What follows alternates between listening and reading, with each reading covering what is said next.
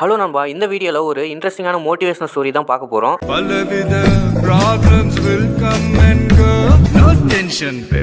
ஒரு நாள் புகழ்பெற்ற ஒரு பேச்சாளர் பேசுவதற்காக அவருக்கு $20 செக்கு சேலரியாக கொடுத்து அவரை பேச சொல்லியிருந்தாங்க.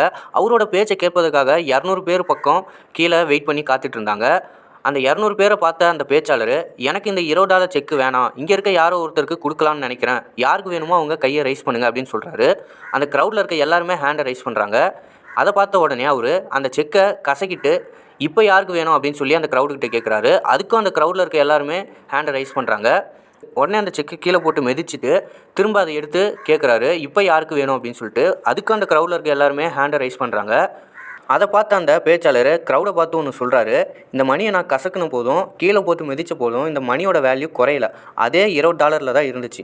அது மாதிரி தான் நண்பா, உங்களோட லைஃப்லையும் நிறையா பேட் டெசிஷன் எடுப்பீங்க, மோசமான சூழ்நிலைகள் வரும். எப்படிப்பட்ட சூழ்நிலை வந்தாலும் சரி உங்களோட வேல்யூ என்றைக்குமே குறையாது. நீங்கள் எப்போவுமே ஸ்பெஷல் தான். உங்களை நீங்களே ஒர்த்லெஸ் அப்படின்னு நினச்சிக்காதீங்க நண்பா அப்படின்னு சொல்லி முடிக்கிறாரு.